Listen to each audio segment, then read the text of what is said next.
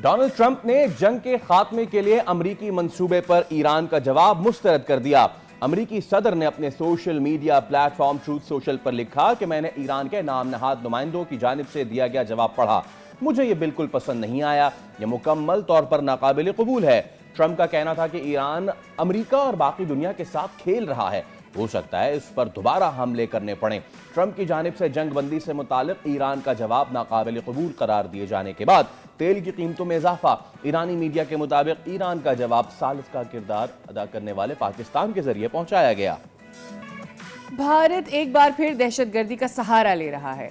हर पाकिस्तानी के खून का बदला लेंगे। फील्ड मार्शल सैयद आसिम मुनीर का कहना था कि जंग में होने वाले जानी और माली नुकसान की कीमत दुश्मन आने वाले वक्तों तक चुकाता रहेगा। दहशतगर्दी के खिलाफ ये जंग आखिरी दहशतगर्द के खात्मे तक जारी रहेगी।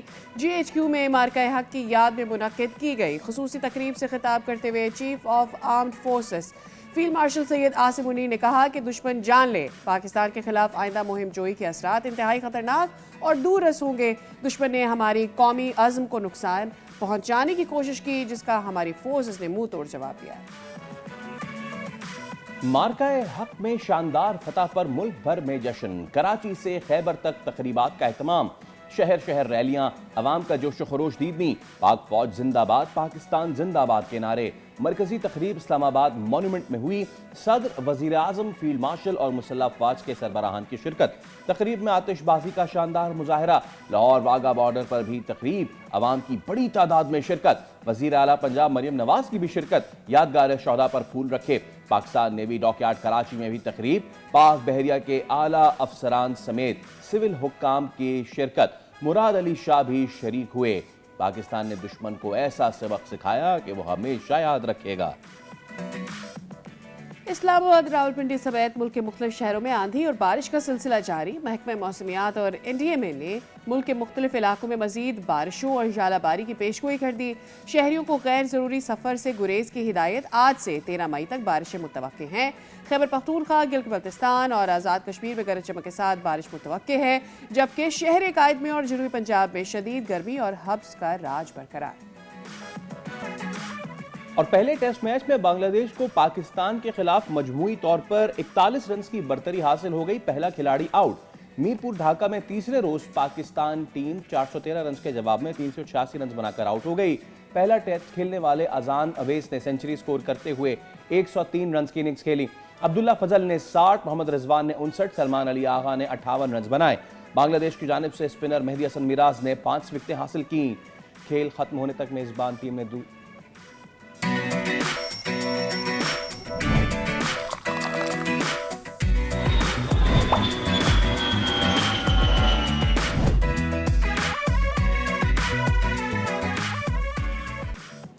अस्सलाम वालेकुम, खुश आमदीद। दुनिया बोल है के साथ मैं हूं सैयद फैसल करीम और मैं हूं सादिया सैमसन। उम्मीद करते हैं कि आपका वीकेंड बड़ा अच्छा गुजरा होगा और जैसा आपका वीकेंड अच्छा रहा है आपके दिन की शुरुआत भी वैसी ही हो और उम्मीद है कि आपका पूरा हफ्ता भी बड़ा अच्छा गुजरे। जब हम मंडे को आते हैं तो हमारी होप्स यही होती है कि पूरा हफ्ता हमारे लिए बड़ा अच्छा हो।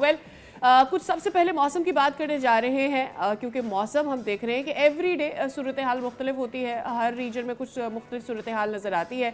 गर्मी अपना जोर ज़रूर दिखा रही है, चाहे पर सिंध हो या जनूबी पंजाब हो, और शदीद गर्मी है, हब्स भी है।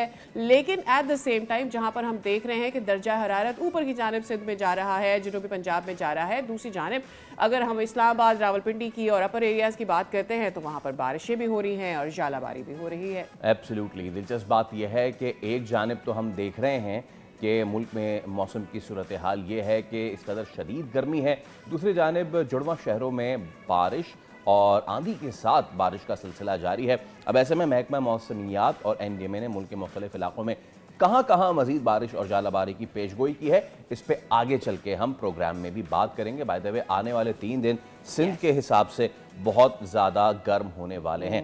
और अब ज़रा बैनुल अक़वामी मामलात की जानिब बढ़ते हैं, जहाँ आलमी हालात में भी गर्मी दिखाई दे रही है और ईरान तो आर्जी तौर पर यूरेनियम अफजूदगी रोकने पर आमादा था, मगर अमेरिका इस पे भी इनकार ये भी मानने के लिए तैयार नहीं है। दैट 20 इयर्स की जो एक लगा दी गई है, मुतालबा लगा दिया गया है ईरान के ऊपर, वो ईरान नहीं मानेगा। Probably they would like to settle for 5 years और 10 इयर्स, बट आगे जाकर अपने एनालिसिस पर बात करेंगे कि आखिर क्या सूरत हाल बनेगी जब हम बात करते हैं यूरेनियम की अफजूदगी की, ईरान कितना लेवरेज यहाँ पर दिखा सकता है? इस पर ज़रूर बात करेंगे। दूसरी जानब हम ये भी देख रहे हैं कि अमेरिका जो है इस पर इनकारी नज़र आता है, प्रेशर डालना भी चाहता है। और खेल की बात भी होगी आज के शो में।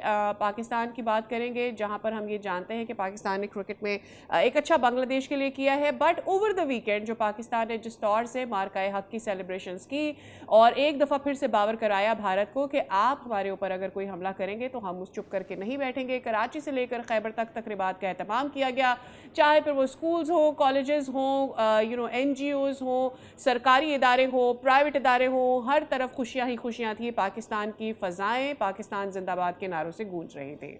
अवाम और अफवाज यकजहती की मिसाल बन के सामने आए और लाहौर के वागा से लेके कराची के नेवी डॉकयार्ड तक, और चाहे वो कोई भी मुल्क का हिस्सा हो, खित्ता हो या फिर पाकिस्तानी किसी भी दुनिया के कोने में हो, उन्होंने भरपूर जश्न मनाया और एक बार फिर बावर किया कि जब जब कौम को पुकारा गया तब तब इस कौम ने बिफिटिंग रिस्पॉन्स दिया है। आगे चल पे इस पर ज़रूर बात करेंगे। आइए बात कर लेते हैं ज़रा इस वक्त the match that is underway Dhaka में, मीरपुर में पाकिस्तान और बांग्लादेश के दरमियान जो टेस्ट मैच जारी है। और इस वक्त की सिचुएशन ये है कि बांग्लादेश को कुल मिला के 42 रन की बरतरी हासिल हो गई है और मोहम्मद अब्बास ने आते ही एक विकेट तो आज हासिल की है, लेकिन ये चौथा दिन है। पिच जो है वो कैसा बिहेव कर रही है? शुरुआत में हमने देखा कि शाहीन का एक बॉल बिल्कुल बाउंस हुआ और गुड लेंथ से, लेकिन दूसरे बॉल बिल्कुल बैठ गया। तो क्या ये अनइवन है? साथ ही साथ पाकिस्तान की बैटिंग के लिए कुछ अच्छी चीज़ें रहीं। डेब्यूटेंट अजान ओवैस ने सेंचुरी स्कोर की और इसके साथ अब्दुल्ला फजल ने भी अच्छे रन्स किए। सलमान अली आगा ने भी अच्छा हाथ बटाया। रिजवान एक ऐसे मौके पे आउट हुए और आउट होते ही वो एक बार फिर अनफिट हो गए। और मेरा पहला सवाल ही अपने एस्टीम्ड गेस्ट से ये है, जो कि हैं सीनियर स्पोर्ट्स कॉरेस्पॉन्डेंट और एंकर पर्सन याया हुसैनी। अस्सलाम वालेकुम याया भाई, बहुत शुक्रिया आपके वक्त के लिए। मैं सब पे बात करूंगा आपसे कि पिच जो है वो कैसा आपको दिख रही है, चौथे दिन की कैसी होगी, बॉल उठ रहा है, बैठ रहा है, जो हो रहा है। मैं चाहूंगा पहले हम रिजवान से आगाज करें। कल एक क्रूशल मोमेंट पे जिस वक्त अच्छी पार्टनरशिप लगी हुई थी और पाकिस्तान जो है वो 5 खिलाड़ी आउट हो गया था, लेकिन फिर दोनों सीनियर बैट्समैन ये दिखा रहे थे कि वो सीनियर क्यों हैं। I am talking about Rizwan and Salman Ali Agha. Rizwan एक लूपी फ्लाइटेड बॉल पे वो मारने गए, कैच आउट हो गए, वो ठीक है। वो शॉट मारते ही उनका फिर हैमस्ट्रिंग उतर गया। तो ये हैमस्ट्रिंग वाकई उतरा था या फिर उन्हीं के मुताबिक some time acting some time not acting? बस मुख्तसर जवाब देना चाहूंगा इसका। फैसल, सबसे पहले तो आपको अस्सलाम वालेकुम और वेलकम, आपको भी सादिया। बट जो आपने बात की है कि सम टाइम एक्टिंग और सम टाइम कुछ इंजरी, ये आपने मेरा ख्याल है कि रिजवान के वो अल्फाज अदा किए हैं जो उन्होंने खुद अपनी एक गुफ्तगू में इस बात का खुलासा किया था। और अगर मैं गलती नहीं कर रहा तो ये 2023 ICC 50 ओवर वर्ल्ड कप की बात है। तो बहरहाल उनकी जो इनिंग थी वो पाकिस्तान के लिए काफी अच्छी रही और उनकी और सलमान अली आगा की जो हाफ सेंचुरियां थी उसने पाकिस्तान को एक कम खसारे में जाने से बचाया, बड़े खसारे में जाने से बचाया। बाकी ये सारी चीजें मेरा ख्याल है गेम के साथ चलती रही। Right, let's talk about Awais. याया भाई, अवैस वाज वेरी गुड। हम इतना अच्छा एक्सपेक्ट नहीं कर रहे थे, बट उसने बड़े सब्र के साथ ना सिर्फ रुका, एंड हमें पता है कि हमारा मिडिल ऑर्डर उस तरह से नहीं कर पाता है हमारे लिए। सो अवैस का रुकना और वो सेंचुरी स्कोर करना हमारे लिए बड़ा इंपॉर्टेंट था और फिर वो कॉन्फिडेंस भी आई एम श्योर उसको मिला होगा अपनी पहली परफॉर्मेंस के बाद। देखिए, पहले बैट्समैन ही अवैस जिन्होंने अपने पहले ही मैच में जो है वो सेंचुरी की है और बहुत सारे आपके पास ऐसे बल्लेबाज हैं। बट अच्छा खेले अवैस, कोई शक नहीं है। शायर मशरिक अल्लामा इकबाल के शहर से उनका ताल्लुक है और वो यहाँ तक पहुंचे अपनी मेहनत के साथ और अपनी मेहनत से उन्होंने इंटरनेशनल क्रिकेट में कदम रखा है। और यहाँ आने से पहले 2 साल तक उन्होंने 10 सेंचुरियां स्कोर की फर्स्ट क्लास क्रिकेट में, 2500 से ज्यादा रन स्कोर किए। और इस इनिंग के साथ उन्होंने ये पैगाम दिया कि वो वाकई डिजर्व करते थे। तो बेस्ट विशेस है उनके लिए मेरी। और बाकी अभी उनके हवाले से मैं कोई इतनी बड़ी बड़ी बातें करना नहीं चाहूंगा। उनको खेलना चाहिए और एक पाकिस्तान क्रिकेट को एक अच्छा प्रोडक्ट मिला है, इससे ज्यादा नहीं कहूँगा। ओके, याया भाई, पिच का बिहेवियर अब आप कैसा देख रहे हैं? हमने देखा कि जहां पे पाकिस्तान ने 400 प्लस स्कोर करवा लिया, पाकिस्तान ने खुद भी तकरीबन 400 पे चला गया। अब शाहीन आफरीदी भी इतना पेसी दिखाई नहीं दिए, और अब्बास की तो खैर पेस की क्या ही बात करें। लेकिन इस वक्त आपको पिच का बिहेवियर कैसा लग रहा है? मैं इसलिए कह रहा हूं क्योंकि कप्तान शान मसूद ने टेस्ट मैच से पहले कहा था कि 20 विकेटें लेंगे तो जीतेंगे। आपको लगता है कि पिच थोड़ा ट्रिकी हो रहा है, खासतौर पे मेहदी हसन मिराज ने जिस तरह 5 खिलाड़ियों को आउट किया? क्या दूसरी इनिंग्स में पाकिस्तानी स्पिनर के लिए, नोमान अली के लिए कुछ बेहतर, कुछ साजगारी होगी, या फिर यू सीम समथिंग, आपको कुछ और लग रहा है? नोमान अली तक तो बात आने से पहले ही मेरा ख्याल है कि फैसल हमें कम से कम स्कोर तक रिस्ट्रिक्ट करना होगा सेकेंड इनिंग में बांग्लादेश की टीम को, क्योंकि आज इस टेस्ट मैच का चौथा दिन है और कल इस टेस्ट मैच का आखिरी दिन है। और जिस तरह हमने पहले ही दिन देखा था कि गेंद जो है वो अचानक नीचे बैठ रहा था, तो वैसे ही चौथी इनिंग किसी भी टेस्ट मैच में मुश्किल होती है। और आज मैच का चौथा दिन जिस तरह मैंने आपको बताया, और डेफिनेटली जो पिच का रवैया है, जो पिच का उतार चढ़ाव है, वो चौथी इनिंग में बिल्कुल भी हमारे लिए जो है वो आसान नहीं होगा। तो हमारे लिए तो सिर्फ एक ही रास्ता है कि उनको कम से कम स्कोर तक महदूद रखें, और जितना 200 के अंदर होगा वो आपके लिए अच्छा होगा। अदरवाइज इस टेस्ट मैच में ड्रॉ जुए से लाने वाली बात हो। राइट। शाहीन की पेस के ऊपर सारे बड़े कंसर्न हैं या भाई, एवरीबडी हर कोई मेरे ख्याल में शायद शुएब अख्तर से ही उन्हें कंपेयर कर रहा है कि जी टेस्ट में उनकी पेस कम हो जाती है, ऐसा शुएब के साथ नहीं होता था। अभी तो शाहीन आफरीदी जो है वो इतनी एज नहीं है, how is pace is going down, उनकी फिटनेस के ऊपर भी बड़े सवाल उठ रहे हैं। What do you think about his performance? अच्छा, सादिया मुझे ये भी बता दें कि कौन कह रहा है कि उनको शुएब अख्तर से कंपेयर नहीं करना चाहिए और शुएब अख्तर की पेस कम नहीं होती थी? अभी कल मैं देख रही थी बासित साहब की कमेंट एनालिसिस आ रहा था पीटीवी पर। I was listening to him and he had this कि शुएब अख्तर की जो पेस है वो तो कम नहीं होती थी, बट शाहीन शाह अफरीदी की टेस्ट में पेस कम हो जाती है। दूसरा फिर he had his concerns about his injuries as well, कि शाहीन को देखना होगा कि वो इंजरीज से कम बैक कर पा रहे हैं नहीं। ऑल्सो उनके पॉस्चर के ऊपर भी अक्सर डिस्कशन चलता रहता है कि उनके पॉस्चर में मसला है, his right foot doesn't land as very good जैसे होना चाहिए, उनकी बैक शायद उतना उनको हेल्प नहीं करी। सो ऑल ऑफ दिस 400 के करीब विकेटें सादिया उनकी तीनों फॉर्मेट की क्रिकेट में। और जहां तक उनकी पेस के ऊपर कंसर्न वाला सवाल है, वो तो सभी कर रहे हैं कि पीएसएल में 144 पे बॉल डाल रहे हैं, यहाँ पर 134 पे बमुश्किल बॉल उनका जो है वो मीटर के ऊपर बॉल का जो है वो रीडिंग आ रहा है। कोई इसमें शक व शुबे की गुंजाइश नहीं है, लेकिन उसकी बुनियादी वजह यह है कि जो हमारे क्रिकेटर हैं उनका फोकस सिर्फ और सिर्फ जो है वो 4 ओवर की क्रिकेट तक महदूद रह गया है। कोई टेस्ट क्रिकेट नहीं खेलना चाहता, कोई लंबी क्रिकेट में अपने आप को जो है वो थकाना नहीं चाहता। ये क्रिकेट जो है वो असल क्रिकेट है। यहाँ पर जो अपने आप को थकाएगा, यहाँ पर जो खेलेगा, वो वनडे क्रिकेट भी खेलेगा, वो टी20 क्रिकेट भी खेलेगा, वो अपने आप को मनवाएगा। अब आपका सवाल यह है कि फिर अगर ऐसी बात है तो मोहम्मद अब्बास क्यों वनडे क्रिकेट नहीं खेलते? ऐसी बात है तो फिर मोहम्मद अब्बास क्यों टी20 क्रिकेट नहीं खेलते? देखें, मोहम्मद अब्बास कंडीशन के बॉलर हैं, नो डाउट उन्होंने यहाँ पर आउट किया, बट वो आपको ज्यादा जो है वो लीथल इंग्लैंड की कंडीशन में नजर आएंगे। यहाँ पर आपने टीम का सिलेक्शन ही गलत किया है। यहाँ पर इस टीम में खुर्रम शहजाद की जगह बनती थी, चाहे आप उनको शाहीन की जगह रखते, चाहे आप उनको हसन की जगह रखते। खुर्रम शहजाद एक ऐसा बॉलर है, ठीक है इंजरी प्रो रहे हैं, लेकिन अगर वो इस टेस्ट मैच में होते तो ये मेरी जाती राय है कि शायद बांग्लादेश की टीम 400 का हिस्सा क्रॉस नहीं कर पाती। बट जहां तक शाहीन शाह अफरीदी की आपने बात की, देखें शाहीन शाह अफरीदी को खुद ये तय कर लेना चाहिए कि उनको टेस्ट क्रिकेट खेलनी है या नहीं खेलनी। वो पाकिस्तान वनडे टीम के कप्तान है और पाकिस्तान का अगला असाइनमेंट आइंदा साल आईसीसी 50 ओवर का वर्ल्ड कप है। अगर शाहीन आफरीदी को पाकिस्तान की वर्ल्ड कप में क़यादत करनी है तो उनको अपने आप को टेस्ट क्रिकेट से अलग करना होगा। उनको अपना सारा फोकस जो है वो वनडे क्रिकेट की तरफ मबजूल करना होगा, क्योंकि आप फर्स्ट क्लास क्रिकेट खेलते नहीं है, सारा जोर आप यहाँ पर आकर लगा देते हैं, तो ऐसे नहीं चलेगा। लेकिन अगर इस ओवरऑल टेस्ट मैच को देखें या भाई, तो बांग्लादेश के जो पेसर्स हैं, आई मीन नाहिद राना की बात हो रही थी, तो तकरीबन 5 रन पर ओवर के हिसाब से उन्होंने भी 100 रन दिए हैं। तो मेरे और अगर पेस की बात चल ही निकली है, तो जेम्स एंडरसन से लेकर ग्लेन मैग्रा तक कोई 150 वाला बॉलर नहीं था।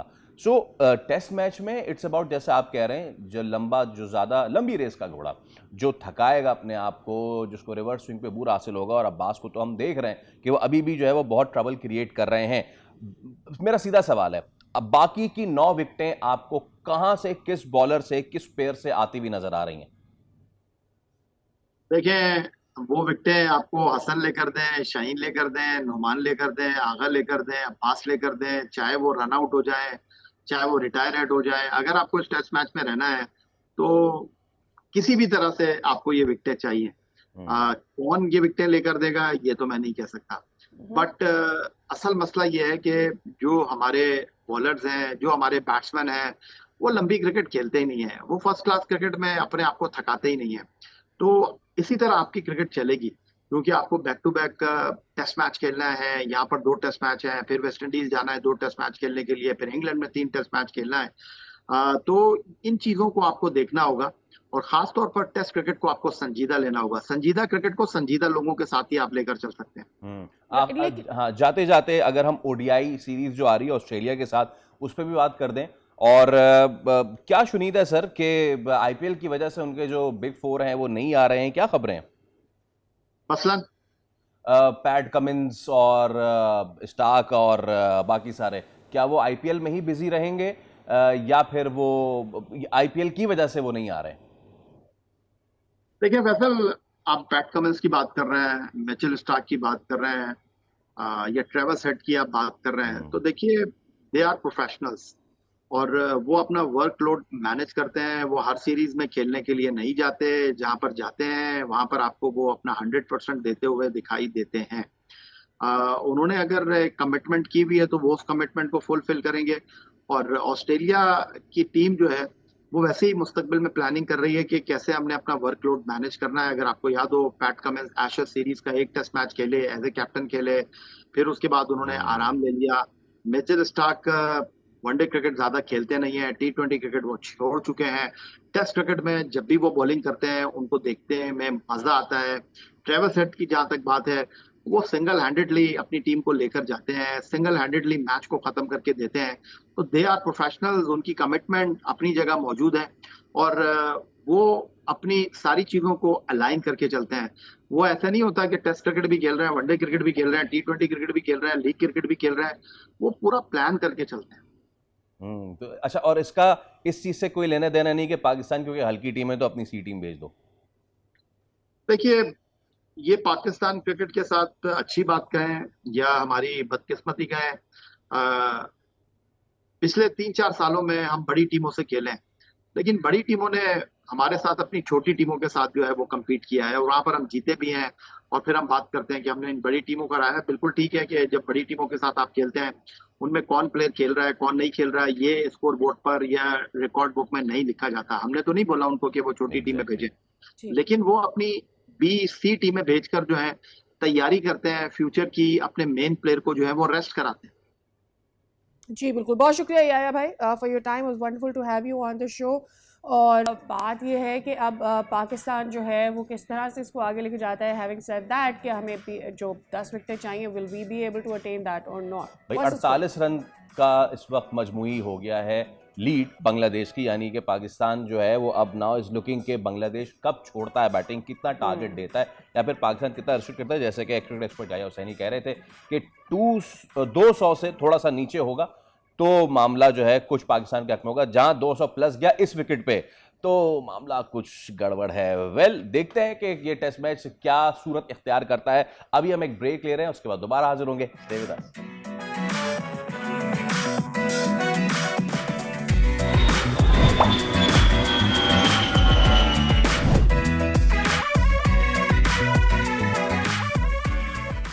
Welcome back. चले जी, अब बात कर लेते हैं ज़रा मौसम की, बिकॉज मौसम ऑलरेडी पेश गोइयाँ दे रहा है अगले हफ्ते के लिए, ख़ास करके लाहौर के लिए, कि कितना टेम्परेचर राइज पर जा सकता है। और नॉट सिर्फ लाहौर, ओवरऑल जो है वो टेम्परेचर ऊपर जा सकता है। बट PDMA ने मुख्तलिफ अजला के लिए 11 मई तक, as I said, heat wave का अलर्ट जारी कर दिया है। ऑन दैट महकमा मौसमियात ये बता रहा है कि आइंदा दिनों में दर्जा हरारत मजीद और ऊपर जाएगा। एज आई सेड, लाहौर में 40 क्या 43 तक जा सकता है कमिंग ट्यूसडे तक।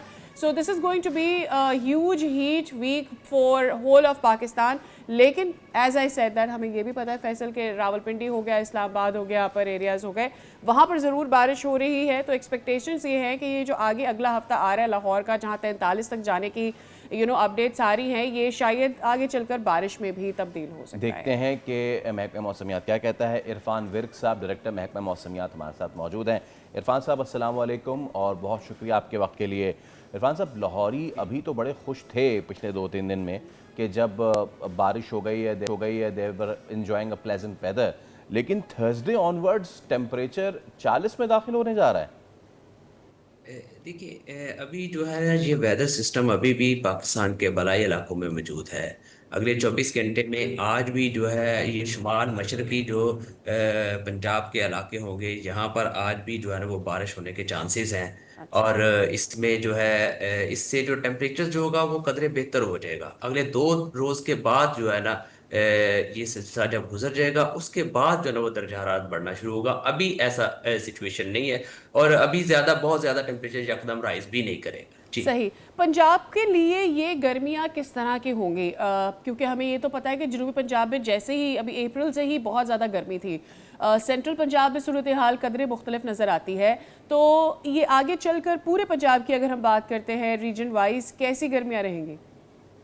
देखिए, गर्मियाँ जो हैं आगे आने वाले अभी तो ये मगरबी हवाओं का सिलसिला है। इससे अगले 2 रोज़ में जो है ना वो टेम्परेचर कदरे जो है ना वो बेहतर रहेंगे। लेकिन 2 रोज़ के बाद टेम्परेचर बढ़ना शुरू होंगे और आगे आने वाले दिनों में टेम्परेचर जो होंगे जनूबी इलाकों में वो बढ़ना शुरू हो जाएंगे। और इसी तरह जो पंजाब के इलाके होंगे वहां पर भी बढ़ेंगे। लेकिन अच्छा। यकदम जो है वो अभी नहीं आने वाला, क्योंकि अभी ओके। जो है ना वो थोड़ा सारा जो है ना वो वेदर इस तरह का बना हुआ है। इसलिए यकदम जो है ना वो कहते हैं जो शूट कर जाएगा, ऐसे नहीं है। क्या ये ओके। पूरे पंजाब के लिए या फिर सदर्न पंजाब के लिए कुछ चीज़ें अलग है, ख़ास तौर पे बहावलपुर वाला रीजन जो है उसके लिए क्या अगले 2-3 दिन की एक्सपेक्टेशन है? देखिए, अगले 24 से 48 घंटे अगले जो होंगे वहां पर जनूबी पंजाब में भी अभी टेम्परेचर इतना राइज नहीं करेगा। गो के सही। 40 के लगभग जा सकता है, क्योंकि जो नॉर्मल होता है वहां पर ना। तो अब जो 2 रोज के बाद जो होंगे उसमें जो टेम्परेचर जो है ना वो जनूबी पंजाब में और सिंध के इलाकों में बढ़ना शुरू हो जाएंगे और दोबारा से जो है ना वो हीट की कंडीशन जो है ना वहां पर होंगे। जी सिंध की बात कर लेते हैं। सिंध में बताइएगा कौन कौन से इलाके हैं जो ज़्यादा गर्मी की लपेट में रहेंगे? सिंध में जी जो ज़्यादातर जो बलाई सिंध के इलाके सक्खर, लाड़काना, रोड़ी और ये इलाके होंगे। और इसके अलावा जो हैदराबाद के इलाके होंगे यहाँ पर भी और दादू में भी टेम्परेचर राइज करेंगे। जी और कराची के हवाले से क्या सिचुएशन है सर आने वाले दिनों में? कराची में भी जो है ना वो गर्मी के आसार जो है ना वो होंगे। जी ठीक है, बहुत शुक्रिया विक साहब आपके टाइम के लिए। अब देखना यह है कि ये कब कब होती हैं और क्या सिंध में भी बारिशें होती हैं, कराची में बारिशें होती हैं या नहीं होती। We have to enjoy the rains, but वो तभी हो सकेगा जब बारिशें होंगी। चलें अब हमारे कॉरेस्पॉन्डेंट अफजाल अब्बासी से बात कर लेते हैं, क्योंकि पंजाब में गर्मी की शिद्दत में इजाफा होने जा रहा है। PDMA ने अगले कुछ दिनों में हीट वेव का भी कह दिया है। तो अफजाल ज़रा बताइएगा कि क्या सूरत हाल रहने जा रही है वेदर की, ख़ासतौर पर तातीलात के हवाले से भी आगाह कीजिए कि क्या तजावीज़ आ रही हैं। क्या 22 मई से ही छुट्टियां होने जा रही हैं? जी बिल्कुल, PDMA की जानिब से आज तक जो है वो हीट वेव का अलर्ट जारी किया गया है। PDMA का ये कहना है कि शहरी जो हैं वो गैर ज़रूरी घरों से बाहर ना निकलें और पानी का ज़्यादा से ज़्यादा इसें, ताकि गर्मी की इस शिद्दत से बचा जा सके। दूसरी जानिब वालिदैन और बच्चों की नज़रें जो हैं वो मौसम गर्मा की तातीलात पर हैं और इस हवाले से सूबाई वज़ीर तालीम पंजाब राना सिकंदर हयात का ये कहना है कि महकमा तालीम की जानिब से जो है वो मुख्तलिफ तजावीज़ जो हैं वो सामने रखी गई हैं तातीलात के हवाले से। और इस हवाले से एक जो तजवीज़ सामने आई है वो ये है कि इस बार मौसम गर्मा की जो तातीलात हैं वो 22 मई से 2 अगस्त तक तातीलात देने की जो हैं वो तजवीज़ सामने आई है। इसकी अहम वजह ये भी है कि आपको पता है कि इस बार जो ईद उल अज़हा है वो मई के आखिर में है और महकमा तालीम ये सोच रहा है कि जो ईद उल अज़हा की तातीलात हैं उनके साथ ही मौसम गर्मा की तातीलात को मर्ज कर दिया जाए, ताकि अच्छा। जो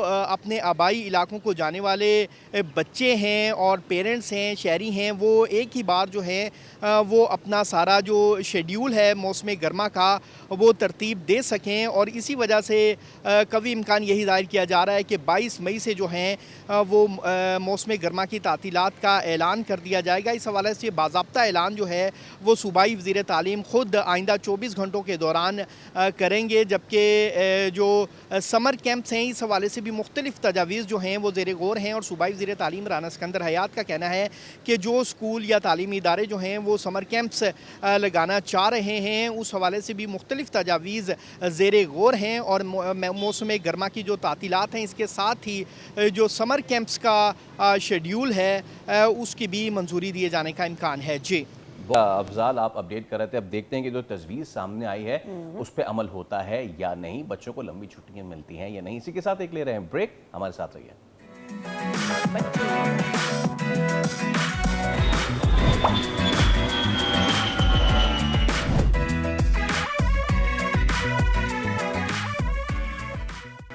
वेलकम बैक। कुछ मईशत की बात कर लें तो पाकिस्तानी मईशत जो है वो एक बार फिर एक ऐसी सिचुएशन में है जहां पे हमें कुछ कड़े फैसले करने पड़े हैं। हुकूमत ने IMF की शराइत पूरी करने के लिए पेट्रोल और डीजल की कीमतों में नुमाया इजाफा कर दिया है। इनकी कीमतों में तो क्या, इनकी लेवी में बेसिकली इजाफा हुआ है। अब जाहिर सी बात है, जब इन कीमतों में इजाफा होता है तो महंगाई का जो दबाव है वो मज़ीद शिद्दत आती है और वो बोझ आवाम पे ही पड़ता है। तो जब महंगी हुई है पेट्रोलियम मसनूआत, उससे ट्रांसपोर्ट, अशिया ज़रूरिया, रोज़मर्रा अखराजात पर बराह रास्त असर तो लाजमी ही पड़ रहा है। एब्सोल्युटली। हमें ये चीज़ नहीं भूलनी चाहिए कि पाकिस्तान उन ममालिक में से है जहाँ पर पेट्रोल बजाते खुद इतना महंगा नहीं है, लेकिन उसके ऊपर जो टैक्सेस हैं, यानी जो लेवी है और दीगर टैक्सेस उस पर लग जाते हैं, उसकी वजह से उसकी कीमत जो है वो डबल हो जाती है। इसी पर बात कर लेते हैं। माहिर माशियात हमारे साथ मौजूद हैं खाकान नजीब साहब, आप साबिक मुशीर हैं वज़ारत ख़ज़ाना के। सर अस्सलाम वालेकुम, वेरी गुड मॉर्निंग, बहुत शुक्रिया आपके वक्त के लिए। एक और दफ़ा हम यही देख रहे हैं कि लेवी में इजाफा कर दिया गया है। जब हम एनालिसिस करते हैं, एक्सपर्ट से भी बात करते हैं, तो वो यही कहते हैं कि पेट्रोल प्राइसेस इटसेल्फ ऑब्वियसली ऊपर जा रहे हैं, लेकिन पाकिस्तान में जो लेवी है वो पेट्रोल को बहुत ज़्यादा महंगा कर देती है। ज़रा इसको हमारी व्यूअर्स के लिए ब्रेक डाउन तो कीजिएगा कि ऐसा क्यों होता है और क्या किसी भी तरीके से हम इसको थोड़ा डाइल्यूट करके अपने आवाम तक लेकर आ सकते हैं, इसको कंट्रोल किया जा सकता हो। बिस्मिल्लाहिर्रहमानिर्रहीम। एक तो बात यह है कि जंग बहुत तवील हो गई है, इसमें कोई शक नहीं है। 28 फरवरी को शुरू हुई जंग, आज हम 11 मई की बात कर रहे हैं। अभी थोड़ी देर पहले मैं तेल की कीमत देख रहा था, बिकॉज जो रिस्पांस आया मिडल ईस्ट ईरान से और उसका एक एक्सेप्टेबिलिटी शायद नहीं हुई, तो जो ऑयल है दोबारा $105 पे चला गया है। ब्रेंट 100 पे ट्रेड कर रहा था, 4-5% अप है। इसमें तो कोई दो आरा नहीं है कि जो इंटरनेशनल प्राइस है वो प्ले इन कर रही है दुनिया भर में, पाकिस्तान में भी। दुनिया भर में इसने एक ग्रोथ को भी हर्ट किया है।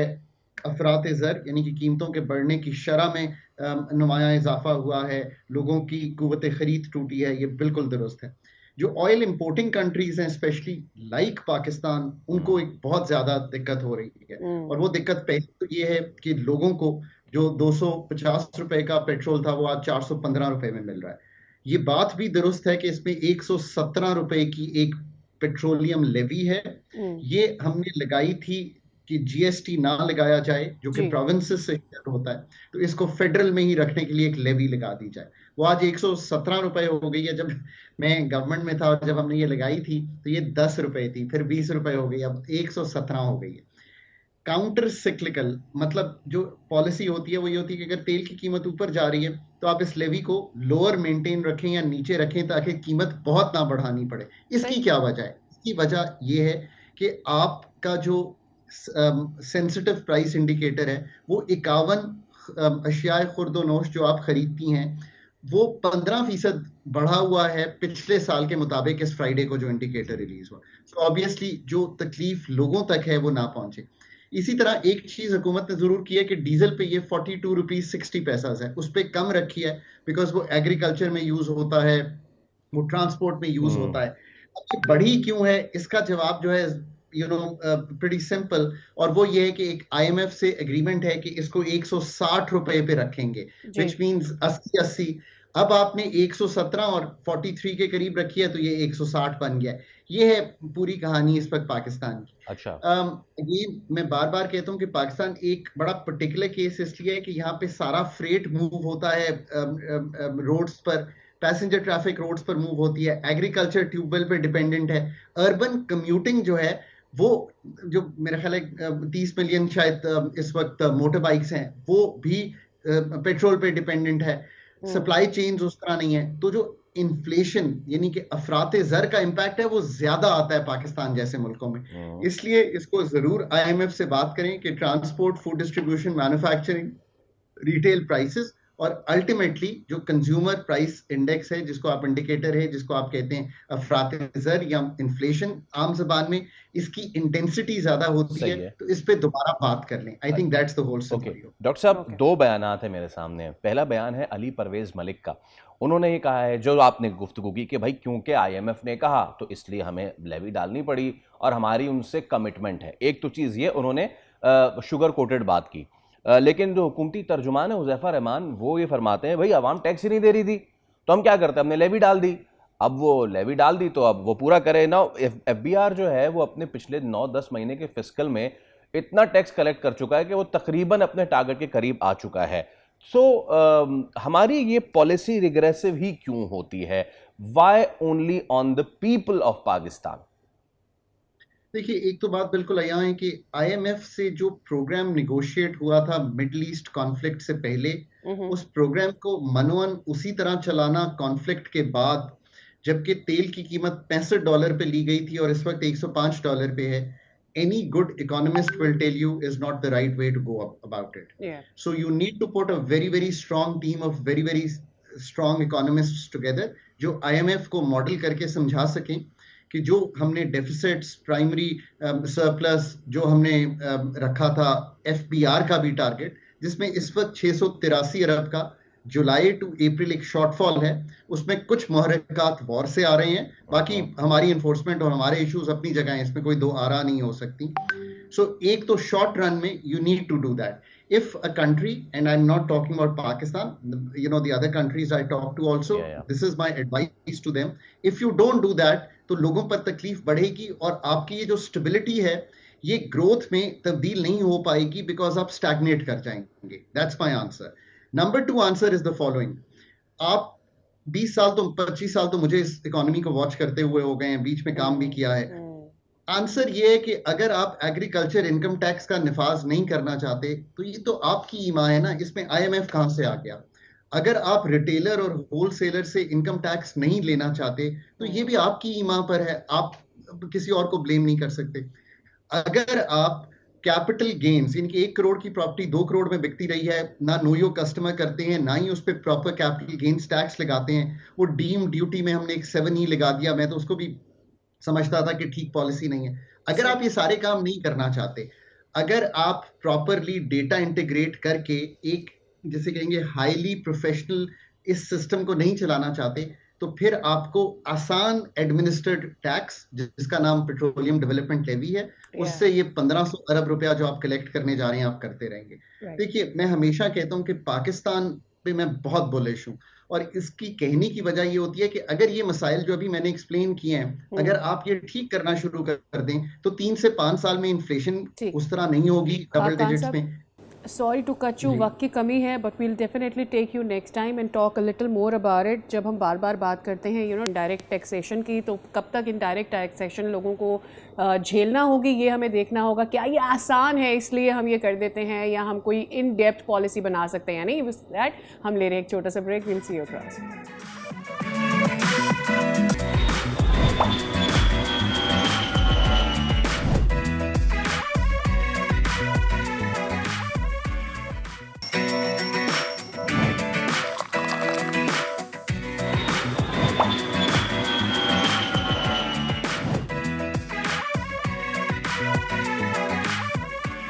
एक बार फिर आपको कहेंगे खुशामदीद। कोशिश हमारी होती है कि आप तक सुबह सुबह ज़रा अच्छी पॉजिटिव डेवलपमेंट्स पहुंचाए, लेकिन ऐसा हो नहीं सकता कि जहां पे पॉजिटिव डेवलपमेंट नहीं है वहां से हमारी नज़र चूक जाए। अब कराची की बात करेंगे, मसाइल अनेक हैं, गुलिस्तान जौहर इलाका, और यहाँ पे एक अंडरपास बनेगा एक ना एक दिन, और उसका जो मंसूबा है वो बताया तो गया था कि मसाइल संगीन होते हैं यहाँ पे ट्रैफिक के, और ये बन जाएगा तो तमाम तर मसाइल हल हो जाएंगे। लेकिन मसला ये है कि जब से ये बनना शुरू हुआ है तब बने से जा रहा है। मसाइल जो है वो दुगने हो गए हैं। ये काम चलता ही जा रहा है, चलता ही जा रहा है।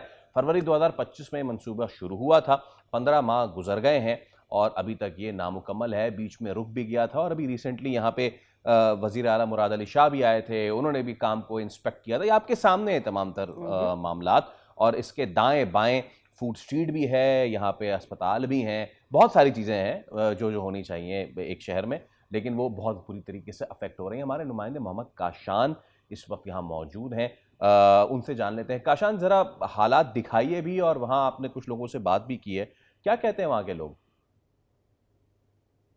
बहुत शुक्रिया जी। बिल्कुल देखिए कराची में जारी तरक्याती मंसूबों के तहत 6 फरवरी 2025 को मुनव्वर चुरंगी पर अंडरपास का जो मंसूबा वो शुरू किया गया था। 1 साल 3 माह मुकम्मल, लेकिन हम देख रहे हैं कि अंडरपास की सूरत हाल जो है वही सूरत हाल है और अब तक तरक्याती काम जारी है। दूसरी जानिब यहाँ पर कारोबार जो है वो भी शदीद मुतासिर हो रहा है और यहाँ के रिहायशी शदीद इससे मुतासिर हो रहे हैं, क्योंकि यहाँ धूल मिट्टी शदीद उड़ रही है, जिससे सांस लेने में, दमे की बीमारियों में इजाफा हो रहा है। यहाँ के रिहायशी मेरे हमरा मौजूद है, इनसे बात करेंगे। सर, सबसे पहले ये बताइएगा, 6 फरवरी को इसका मंसूबे का काम शुरू हुआ 2025 में, आज 1 साल गुजर गया, 3 माह भी गुजर गए, लेकिन काम वही है। सामने हम निकले फ्लैट से और यहाँ पर फूड स्ट्रीट भी है, कारोबार ही मुतासिर हो रहा है, क्या कहना चाहिए? सबसे पहली बात तो ये है कि आपने जो डेट दी थी 2026 की, आपने 2026 तक क्या किया? सिर्फ आवाम को परेशान करने के लिए आपने खड्डे खोद दिए। आप हमारी हालत देखें ना, ये मट्टी जो आपने ये क्यों रखी हुई है? हमें दमे की बीमारी में मुब्तला करने के लिए ये क्यों रखी हुई है आपने? आप सर्विस रोड क्यों नहीं बना रहे? हमारे कमरों का बेड़ा गर्क हो गया, इसलिए बेड़ा गर्क हो गया कि आपकी इन खड्डों में चल चल के हमारी बाइकों का बेड़ा गर्क हो गया। कौन देगा?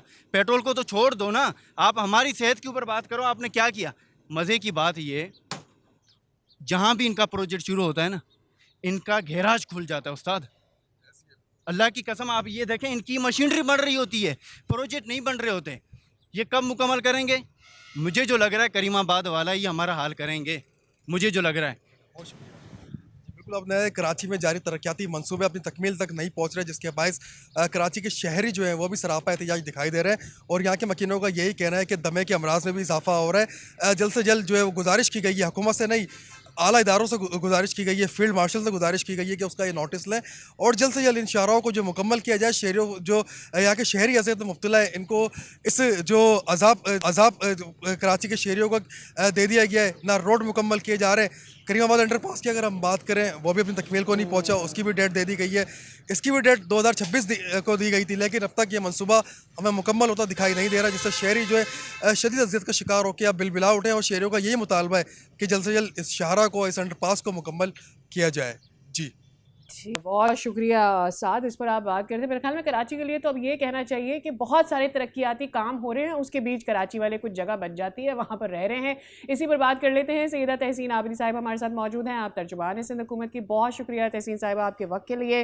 अच्छा लगता है जब शुरू में सुनते हैं हम कि कराची में काम हो रहा है, लेकिन जब उन जगहों से, उन गुजरगाहों से अपना गुजर होता है और 12-15 महीने तक वही हालत में होते हैं तो फिर तकलीफ भी बहुत होती है। अभी आपने सुना होगा, हमारे कॉरेस्पॉन्डेंट एक शहरी से बात कर रहे थे, वो करीमाबाद का भी जिक्र कर रहे थे और मुनव्वर चौरंगी का भी जिक्र कर रहे थे। Thank you so much Adiya for having me. देखिए, यकीनन ये प्रोजेक्ट जो है इसकी बहुत सारी वजूहात भी हैं लेट होने की, और एक बहुत अच्छा प्रोजेक्ट है। मेरी रिहाइश भी जौहर में ही है, हमें पता है कि किस तरह मुश्किलात का सामना है। लेकिन सादिया, अभी रिसेंटली जो है सीएम साहब मुराद अली शाह साहब ने, मेयर कराची मुर्तज़ा वहाब साहब ने भी वहाँ का विजिट किया और हमने पूरी एक टाइम लाइन दे दी है कि जी 30 जून को फाइनली 2026 को ये आवाम के लिए खोल दिया जाएगा। हमें पता है कि हमारे लोगों को तकलीफें हुई हैं, लेकिन मुझे लगता है कि उनकी वजूहात भी हमारे लोगों तक आपके तवज्जुह से पहुँचाना बहुत ज़रूरी है। ये अपने टाइम पे ही प्रोजेक्ट जो है कम्प्लीट हो जाता, लेकिन कुछ टेक्निकल इशूज़ आए, कुछ यूटिलिटी के जो इश्यूज आए कि जी उनके अंडरग्राउंड जो है वो वाटर लाइन्स थी, गैस लाइन्स थी, उसकी सीवरेज लाइन्स थी, जिसकी वजह से जो है वो टाइम फ्रेम आगे गया। लेकिन अभी बिल्कुल हम आपको ये श्योर करवाते हैं कि जी 30 जून को ये आवाम के लिए खोल दिया जाएगा। जी तहसीन साहिबा, जिस इलाके की हम ये बात कर रहे हैं और जहाँ पे अंडरपास बन रहा है, जो सबसे बड़ी शिकायत है यहाँ पे आवाम को, सिर्फ इस अंडरपास के हवाले से नहीं बल्कि वो जो रेड लाइन हो गई या फिर इस तरह के जितने भी तरक्याती मंसूबे गए उनमें एक पैटर्न है, और वो ये कि अगर आप बीच की सड़क खोदते हैं तो ठीक है, लेकिन दाएं और बाएं का जो सर्विस लेन है वो फाल होना चाहिए ताकि लोगों जो कम्यूटर्स हैं उनको मसला ना हो। फिर ये कि क्योंकि आपने खुद ही फरमाया कि आपकी रहाइश यहीं करीब में है, तो यहाँ पे एक तरफ अस्पताल, उसके आगे फिर दुकानों की एक लंबी चेन, उसके आगे रेजिडेंशियल फ्लैट्स, उसके आगे घर, हाउसेस, कॉलोनीज, उसके आगे मसाजिद इमाम बारगाह, उसके साथ और आगे चले जाएं तो कामरान चौरंगी से लेकर मुनव्वर चौरंगी तक बहुत बड़े बड़े डिपार्टमेंटल स्टोर्स, करोड़ों का नुकसान। और ये सर्विस लेन्स क्यों नहीं बन पाई आज तक? कचरा कुंडी बन गई है यहाँ पे, कचरा कुंडी। तो ये सर्विस लेन्स तो बनाई जा सकती थी ना।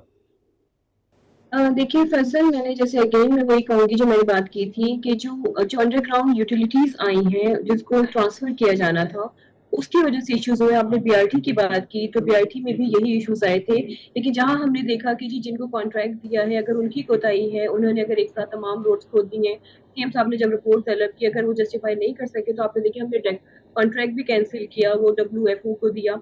हम इसी तरह डिफरेंट प्रोजेक्ट्स पे कॉन्ट्रैक्ट कैंसिल करते हैं जहां हमें कोताहियां नजर आती हैं।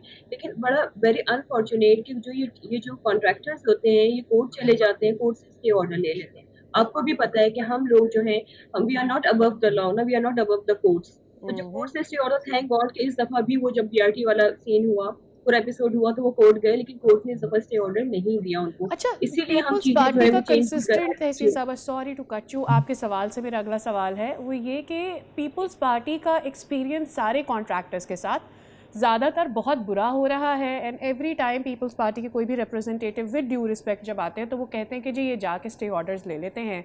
हमें यूनिवर्सिटी रोड वाले मामले के लिए भी, आई मीन वो बीआरटी वाले मामले के लिए भी साल इंतज़ार करने के बाद ये रियलाइज़ हुआ कि जी वो कॉन्ट्रैक्टर्स हमारे साथ सही काम नहीं कर रहे हैं। फिर हमारा एक अगला कॉन्ट्रैक्टर मुनव्वर चौरंगी वाला भी सही से काम नहीं कर रहा है। और फिर जो आप टेक्निकलिटीज़ की बात कर रही हैं, अगर कोई कॉन्ट्रैक्टर रेकी नहीं करता, वो फिगर आउट नहीं करता नीचे से कौन सी लाइनें क्या है, जैसे फैसल जिक्र करें कि फिजिबिलिटी रिपोर्ट होती है, क्या बाकी इदारों के साथ मिलके नहीं फिगर आउट किया जाता कि भाई अंदर कौन सी गैस की पाइपलाइन गुजर रही है, पानी की पाइपलाइन गुजर रही है? नहीं देखिए सादिया, मैंने बीआरटी वाले का बताया कि हमने कॉन्ट्रैक्ट चेंज किया, हमने जौहर वाले का मैंने बात नहीं बोली।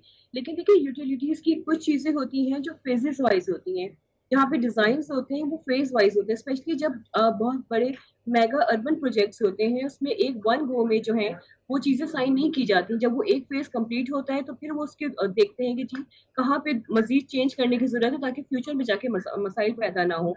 तो ये फेजेस वाइज होता है। ये स्टार्ट में जब कॉन्ट्रैक्ट साइन होता है तो उसमें तमाम चीजों की एलोकेशन नहीं होती है। तो मुझे लगता है इसी वजह से जो टेक्निकल इश्यूज की मैंने बात की वो इसी वजह से टेक्निकल इश्यूज आए जब एक फेज कंप्लीट हुआ। और आपने कहा कि जो है वो कोर्ट जाते हैं। देखिए जब भी हमें कोताही आई हम फिजिबिलिटी रिपोर्ट लेते हैं, जब भी हमें नजर आती है कि जी कहाँ कहाँ कोताही है उसमें फिर हम लोग या तो वार्न करते हैं या कॉन्ट्रैक्ट, क्योंकि एकदम से कॉन्ट्रैक्ट चेंज करना वो मजीद डिले कर सकता है चीजों को, क्योंकि एक कॉन्ट्रैक्टर जो है उससे काफी टाइम से वो लगा हुआ होता है, उससे तमाम प्लान्स बनाए हुए होते हैं।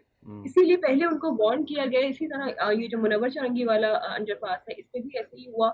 जब डिले हुआ तो सीएम साहब ने रिपोर्ट्स भी मांगी, उनसे बात भी की, तो उसके बाद चीजें एक्सपीडाइट हुई, फिर अगेन चीजें बीच में रुकी हैं। लेकिन इस दफा रेस्ट श्योर कीजिए कि 30 जून को कंप्लीट कर दिया जाएगा, क्योंकि इस दफा सीएम साहब ने 2-3 विजिट्स किए हैं वहाँ पे, मैं खुद उसकी विटनेस हूँ। मेयर साहब ने भी किए हैं, सीएम साहब ने भी किए हैं। तो अब ये मसला इंशाल्लाह हल हो जाएगा। उसके बाद अब देखें यकीनन ठीक है तकलीफ हुई, हम सबको ही तकलीफ हुई, हम भी अवाम में ही शामिल हैं, हम भी वहीं पे रहते हैं, हमें भी तकलीफ हुई। लेकिन जब ये रिजॉल्व हो जाएगा तो उसके बाद बड़ा लॉन्ग टर्म लोगों को रिलीफ मिलेगा, क्योंकि जो मुनव्वर चौरंगी और यूनिवर्सिटी रोड के अतराफ का ट्रैफिक का जो इतना हैवी फ्लो होता है वो इस अंडरपास की वजह से फ्लो में बहुत ज्यादा कमी आएगी। तो हम तो माजरत भी करते हैं अपने लोगों से कि जी जहाँ चीजें डिले हुई हैं, लेकिन we are trying our best कि हम अब टाइमली चीजें जो है वो कंप्लीट करें। इसमें पेनल्टी तो होनी चाहिए ना, क्योंकि आप किसी भी इदारे में किसी एक नॉर्मल आदमी को काम दो, बोले कि यार ये आपने 2 घंटे में करना है, वो 2 घंटे के बजाय 8 दिन लगा दे, तो उसके साथ वो इदारा क्या करेगा ये मुझे बताने की ज़रूरत नहीं, आपको गैस करने की ज़रूरत नहीं है। My question again comes to दो सर्विस रोड्स। वो सर्विस रोड्स क्योंकि आपका खुद गुजर होता है, बुरा हाल है उनका, वहाँ कचरा कुंडी बन गई है, तबाह बर्बाद हैं। एक तो चीज़ ये, क्योंकि आप मौजूद हैं, आपकी मौजूदगी का फ़ायदा उठाते हुए मैं एक और चीज़ का मसला छेड़ देता हूँ उसी विसिनिटी का। ब्लॉक 14, ब्लॉक 3, ब्लॉक 12, कोई भी ब्लॉक हो, हर ब्लॉक की कोई सड़क सही हालत में नहीं है। और ये मैं मुबालगा आराई नहीं कर रहा हूं, कोई सड़क ठीक नहीं है। हर सड़क पे जो मेन रोड को कनेक्ट कर रही है गलियों से, गलियों में पानी खड़ा होता है। मसाजिद, इमाम बारगाहों के सामने से कोई गुजर नहीं सकता। तो ये तो एक प्रोजेक्ट है। इस इलाके के लिए कोई लॉन्ग टर्म प्लान है कि इसकी गलियां वगैरह ठीक हो जाएं, कोई इस तरह के मामला? देखिए फैसल, हम चीज़ें आहिस्ता आहिस्ता, यकीनन चैलेंजेस बहुत हैं, इस चीज़ को हम एडमिट करते हैं कि जी चीज़ें शायद उस तरह नहीं हुई जिस तरह हमारी होनी चाहिए थी। वो भी हम आइडेंटिफाई कर रहे हैं जी, किन लोगों की कोताहियाँ, अगर हमारे रिप्रेजेंटेटिव हैं वहाँ पे, क्योंकि वो टाउन हमारा है, अगर वहाँ पे हैं सबूरा तो टाउन। उनसे भी जो है ऑन एंड ऑफ, क्योंकि मेरे पास भी कंप्लेन आती है, बीइंग अ रेजिडेंट कि मैं वहाँ रहती हूँ, तो मेरे पास डायरेक्टली लोग कंप्लेंट्स लेके आते हैं, मेरे नेबरहुड कंप्लेंट्स लेके आता है। तो हम ये है कि कॉल करके फिर उनको फ़ोन करके चीज़ें करा देते हैं, लेकिन लेकिन आपकी बात दुरुस्त है कि इसका एक लॉन्ग टर्म सोल्यूशन होना चाहिए और इस पे हम काम भी कर रहे हैं।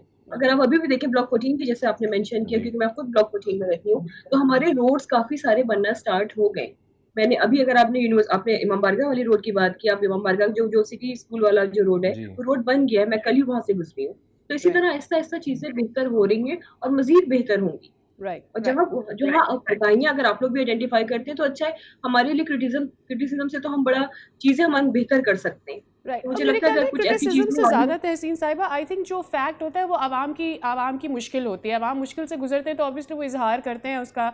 आपके सब्र के लिए बहुत शुक्रिया कि आप हमें आंसर करिए। जस्ट वन थिंग, देखिए एवरी टाइम जब कोई भी कॉन्ट्रैक्ट पूरा नहीं होता या वो डिले हो जाता है, उस पर सवाल हमेशा पीपल्स पार्टी के ऊपर ही आएगा। कोई ये नहीं बोलेगा कि इसके पीछे कॉन्ट्रैक्टर कौन था। स्टेट के लिए हर कोई समझता है स्टेट सबसे ऊपर है। So where does the control come from, अगर ये कॉन्ट्रैक्टर्स आप नहीं पीपल्स पार्टी कंट्रोल कर सकती तो? देखिए, ये आप लोग हमारे लिए बड़ी ब्लेसिंग है कि हम अपनी बात आपके तवज्जुह से लोगों तक पहुँचा देते हैं और हमारे लोग कुछ अंडरस्टैंड भी कर लेते हैं। नहीं करते तो यकीनन मैं तो कह रही हूँ, हम तो तनकीद को बड़ा वेलकम करते हैं। हमें पता है हम चीज़ें हो रही हैं गड़बड़, हम कोशिश भी कर रहे हैं। देखिए कॉन्ट्रैक्टर की जो मैंने बात की, जब चीज़ें एक डॉक्यूमेंट साइन होता है, ऐसा नहीं हो सकता कि उसने स्टार्ट किया काम और एकदम से उसको हटा दिया जाए। जब वो रिपोर्ट्स आती हैं, उसके बाद ही काफ़ी सारे कॉन्ट्रैक्टर्स हमने हटाए हैं इसी वजह से, और फिर मेक श्योर किया है कि जी नेक्स्ट टाइम इन कंपनीज को जो है ये कॉन्ट्रैक्ट ना दिए जाए। अभी भी अगर आप देखें बीआरटी वाला हमने डब्ल्यूएफओ को दिया है, क्योंकि डब्ल्यूएफओ का हमने प्रीवियस उनके एक्सपीरियंसेस देखे हैं कि उन्होंने अच्छे प्रोजेक्ट्स जो हैं, जो मेगा प्रोजेक्ट्स हैं, उसमें क्योंकि फॉरेन फंडिंग इन्वॉल्व होती है, उसमें वर्ल्ड बैंक की फंडिंग इन्वॉल्व है, वहाँ पे हमें ज़्यादा चीज़ें केयरफुल होकर करनी पड़ती हैं। लेकिन अगेन हैविंग सेड दैट कि ठीक है जी, चीज़ें हुई हैं थोड़ी सी जो टाइम फ्रेम से बाहर हुई हैं, लेकिन अब we are trying our best, क्योंकि हमें तो लीडरशिप की तरफ से भी बहुत ज़्यादा जो है वो इंस्ट्रक्शंस की गई हैं कि जी टाइमली चीज़ें जो है वो कंप्लीट की जाए। इसीलिए पहले डेडलाइन नहीं दी गई थी, अब 30 जून की डेडलाइन दी गई है सीएम साहब की तरफ से कि इसको It's a जो है milestone. 100% हम जो है आवाम के लिए वो खोल देंगे। तो तहसीन साहिबा, 30 जून को मुनव्वर शौरंगी अंडरपास कंप्लीट होकर इनॉग्रेट होने जा रहा है।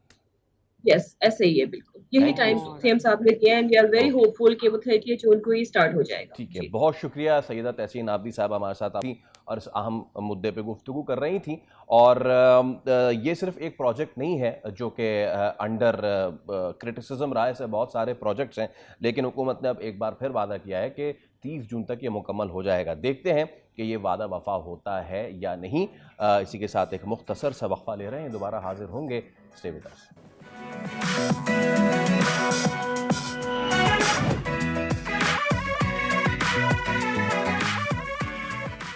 Welcome back. कुछ बैनुल-अक़वामी मंजरनामे की बात कर लें। बज़ाहिर ऐसा लगता है कि मशरिक़ वुस्ता में जंग के बादल छटने लगे हैं, लेकिन ये एक आर्जी वक्फा भी नज़र आता है। अमेरिका और ईरान के दरमियान जो 14 नुकाती प्लान पर पेशरफ्त है, उसने एक बार फिर दुनिया भर की नज़रें इस्लामाबाद पर मरकूज़ कर दी हैं और पाकिस्तान एक बार फिर एक अहम सालिस के तौर पे उभर रहा है। ये अलग बात कि ट्रंप साहब की धमकियाँ भी जारी हैं और ईरान का उस पर बिफिटिंग रिस्पॉन्स भी जारी है। और साथ साथ जो ताज़ा तरीन डेवलपमेंट तो ये हुई है कि ट्रंप ने एक बार फिर कहा है कि वी आर डिसअपॉइंटेड और हम ईरान ने जो रिस्पॉन्ड किया है इन 14 नुकात पे, वो बिल्कुल भी हम उससे सेटिस्फाइड नहीं है। 20 साल की एक तो रोकने की बात की है यूरेनियम अफजूदगी। दूसरा पॉइंट ये है कि जो मेन न्यूक्लियर फैसिलिटी है ईरान ने कहा है कि हम उसको तो डिसमेंटल नहीं करने जा रहे। और एक और मसला आया हुआ है, इसराइल ये कहता है कि जो इनका इनरिच्ड यूरेनियम है वो किसी तीसरे मुल्क की जानिब जाए। रशिया ने उसको कहा है कि हम दे देते हैं। अब ये तमाम सूरत हाल कहाँ जा रही है और कैसे जो है इसको ठीक किया जाएगा, हमारे साथ मौजूद है फ़ारूक इकबाल साहब, आप माहिर बैनुल-अक़वामी उमूर हैं। अस्सलाम वालेकुम साहब, बहुत शुक्रिया आपके वक्त के लिए। तो कहाँ देख रहे हैं अब इस मामले को? ये बात तो तय है कि दोनों फरीकैन जंग नहीं चाह रहे, लेकिन फिर डोनाल्ड ट्रंप साहब ये भी कहते हैं कि ईरान हमारी बात नहीं मान रहा और मैं इसके साथ बिल्कुल भी मुतफिक नहीं हूं। जिस तरीके से इन 14 नुकात को इन्होंने रिस्पॉन्ड किया है, लगता है इन पर दोबारा हमला करना पड़ेगा। जंगबंदी के लिए जो मुज़ाकरात होते हैं वो आमतौर पे बहुत थका देने वाला और तवील अमल होता है। खुशाइंद बात यह है कि ये अमल जारी है। दोनों तरफ से पिछले 4 हफ्तों से ड्राफ्ट एक्सचेंज हो रहे हैं, मुतवातिर और मुस्तकिल हो रहे हैं पाकिस्तान के जरिए। हाँ, कुछ डेडलॉक्स हैं जिस पर कुछ पे ही है और फिर वो डेडलॉक का शिकार हो जाते हैं, खास तौर पे वो यूरेनियम का मामला हो। इस मामले पे ईरान का जो नुक्ता नज़र है वो खासा वैलिड है, अखलाकी हवालों से भी और कानूनी हवालों से भी। अगर कानूनी हवालों से बात की जाए तो वो इसलिए कि ईरान ने हमेशा अपना एक स्टैंड मेंटेन किया है कि वो एटमी हथियारों के हसूल में दिलचस्पी नहीं रखता।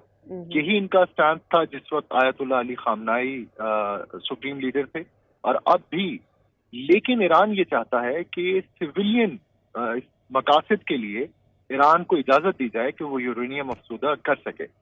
अमेरिका इस हवाले से शकूक व शुबहात का शिकार है कि अगर ईरान को सिविलियन मकासद के लिए यूरेनियम अफसूदा करने की इजाजत दे दी जाती है तो कहीं उसको वो वेपन ग्रेड में कन्वर्ट ना कर ले। ईरान ने इस हवाले से फरवरी में भी अमेरिका को यकीन दहानियां करवाई थी, अब भी करवा रहा है, लेकिन कुछ एक डिस्ट्रस्ट मौजूद है दोनों मुल्कों के दरमियान और वो जैसे जैसे ये मुज़ाकरात आगे बढ़ेंगे वो डिस्ट्रस्ट रफ्ता रफ्ता कम होता रहेगा। तो बिल्कुल ब्रेकिंग पॉइंट पर नहीं पहुंची है चीजें, कुछ पेशरफ्त हो रही है and we have to be little patient with that. अच्छा, जिस पर्सपेक्टिव से खुर्रम साहब मैं इस पूरी चीज़ को देख रही हूँ वो ये है, and if you disagree please मुझे बताइएगा कि इनलाइटन कीजिएगा कि आपका आइडिया क्या है इसके लिए। वो ये कि सब ये बात कर रहे हैं कि ईरान, ख़ास तौर पर वैसे ये बात कर रहा है कि ईरान 60% यूरेनियम इनरिच कर चुका था। किसी भी सिविलियन यूज़ ऑफ न्यूक्लियर के लिए 3.5% होता है, चले मान लीजिए 4.5% होता है, तो 60% तो उससे बहुत ज़्यादा है। तो ख़दशा मेरे ख्याल में वेस्ट को यही है कि शायद ये न्यूक्लियर वेपन्स के लिए हो रहा था।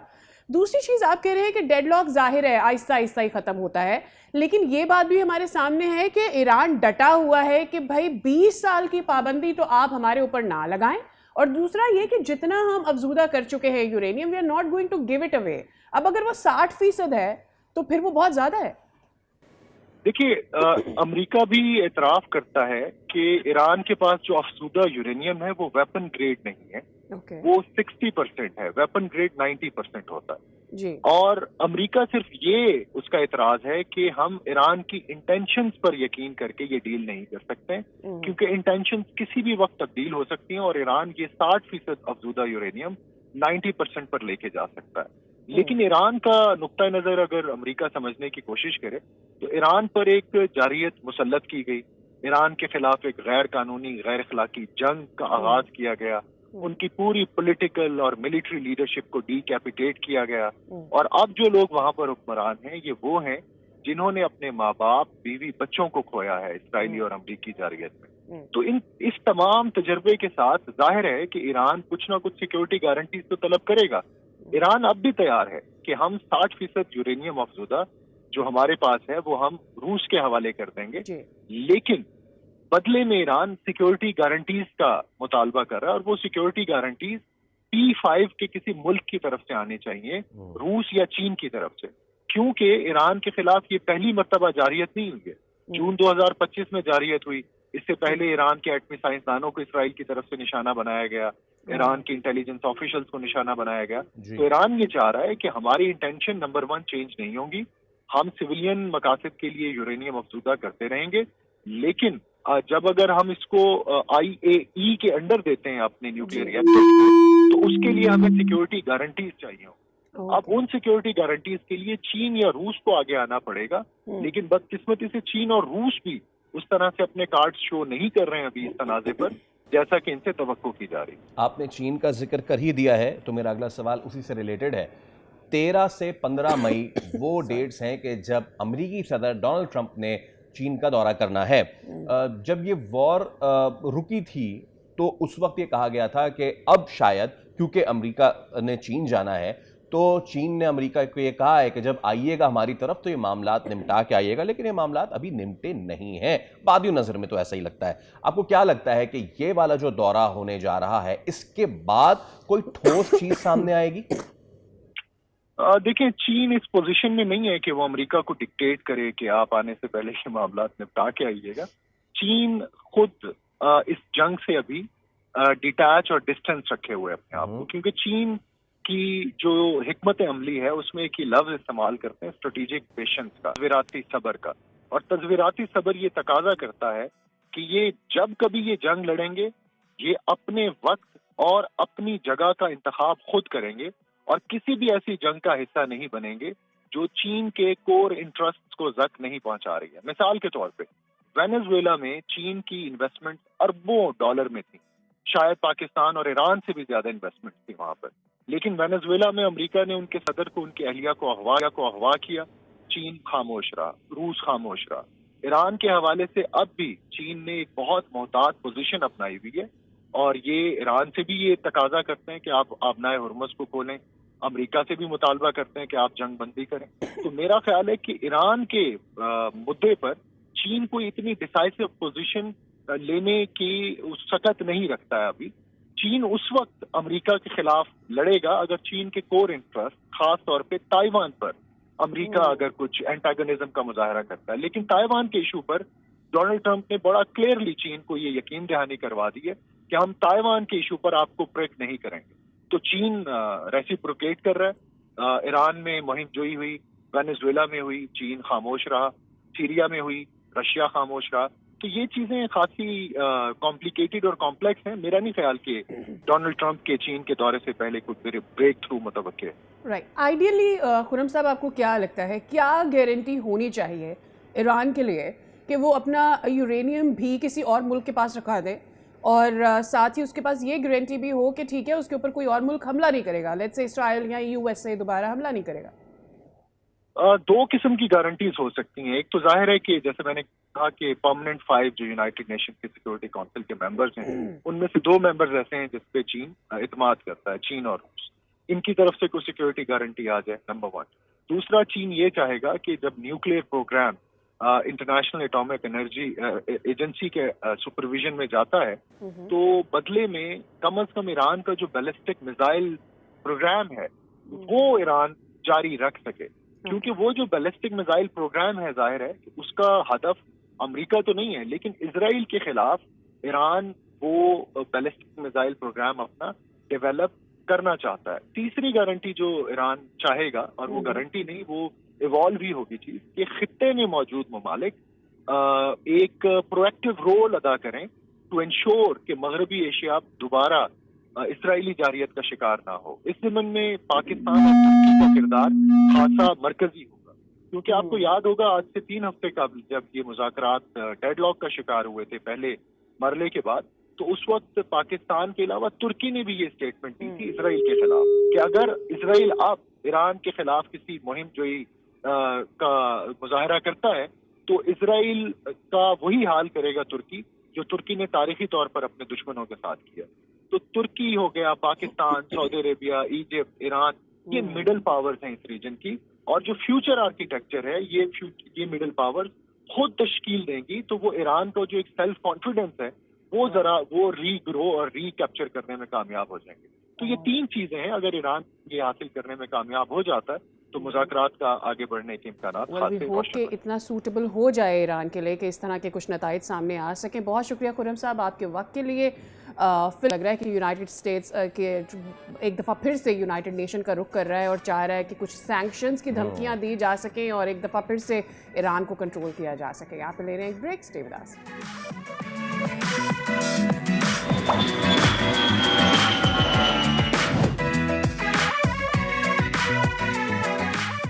नाज़रीन, ये स्पेन के मनाजिर नहीं है, ना ही ये कोई साफ बुल फाइटर है, अपने आप में ये बहुत बड़े बुल फाइटर है। Welcome to our newest segment, और वो सेगमेंट मेरा फेवरेट है साल का, और वो है बकरीद के गैर हतमी गैर सरकारी नताइज आना शुरू हो गए।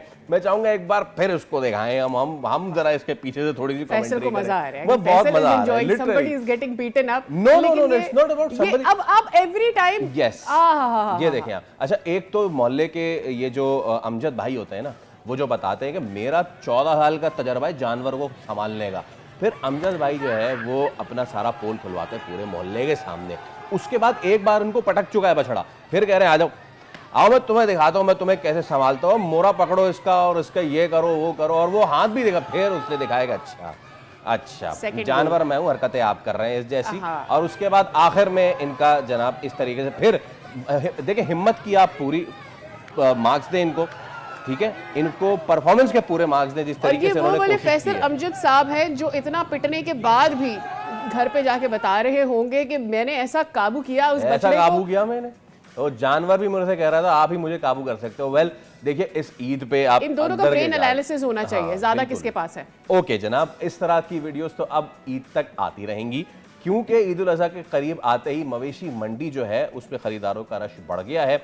वैसे हफ्ता इतवार की छुट्टी है और ऐसे में जो मंडियां हैं इनमें खरीदारों और जानवरों के शौकीन अफराद से ये भर गई, लेकिन पेट्रोलियम मसनूआत की कीमतों के तनाजुर में जो महंगाई बढ़ी है उसका असर तो जानवरों की कीमतों पे भी हुआ है। बिल्कुल, और वो अभी तो जब लोग जाएंगे मजीद खरीदने तो उनको पता चलेगा। अब हर कोई मेरे ख्याल में यही उम्मीद लगाए बैठेगा कि कब ये कीमतें कम होगी तो वो भी अपना जानवर खरीद पाएंगे। अच्छा, इस बार की मवेशी मंडी जो कराची की, क्या पूरे पाकिस्तान की, एशिया की सबसे बड़ी मवेशी मंडी लगती है, क्या सूरत हाल है, क्या सहूलियात हैं?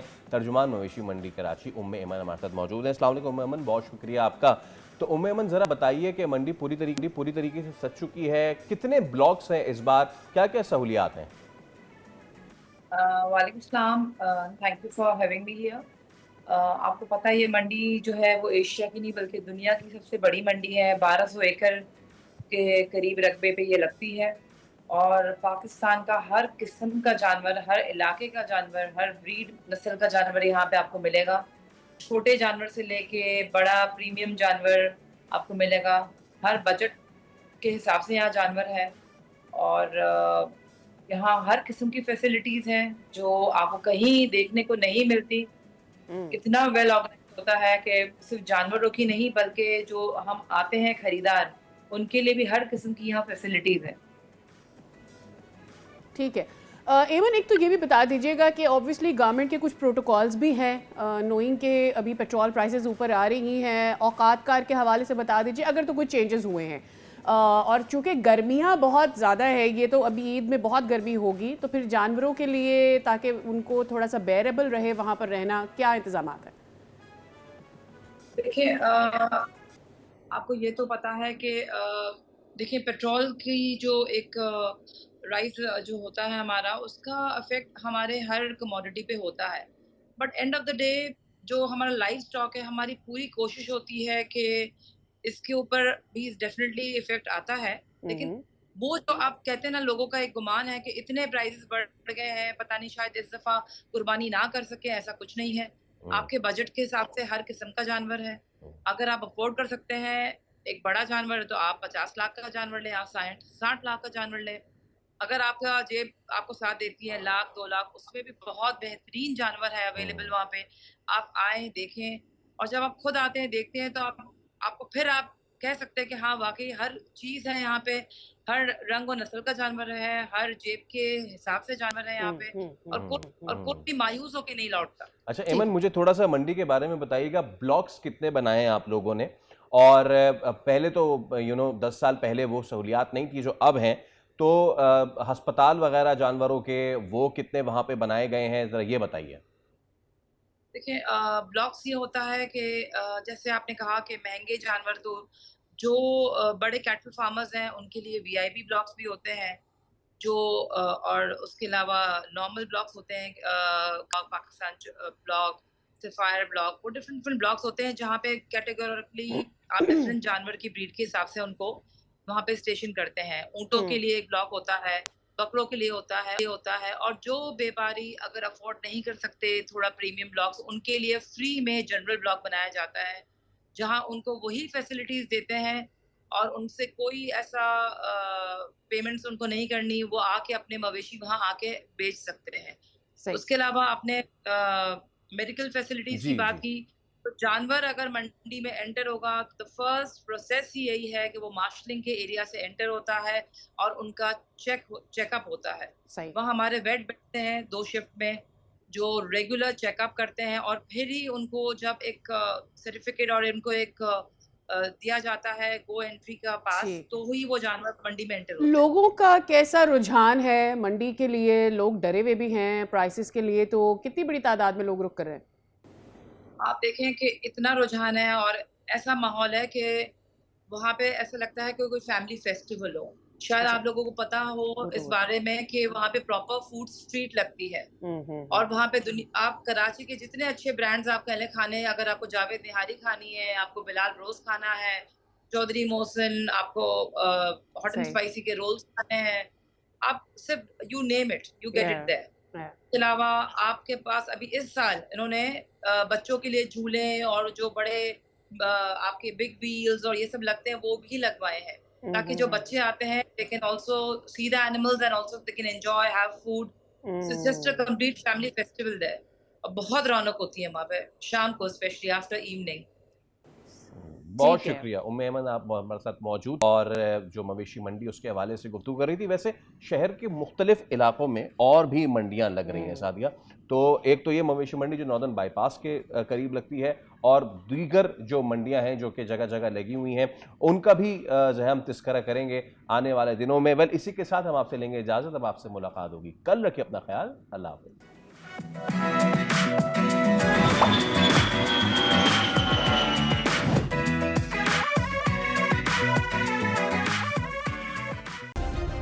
सब्सक्राइब करें और बेल दबाएं ताकि कोई खबर रह न जाए।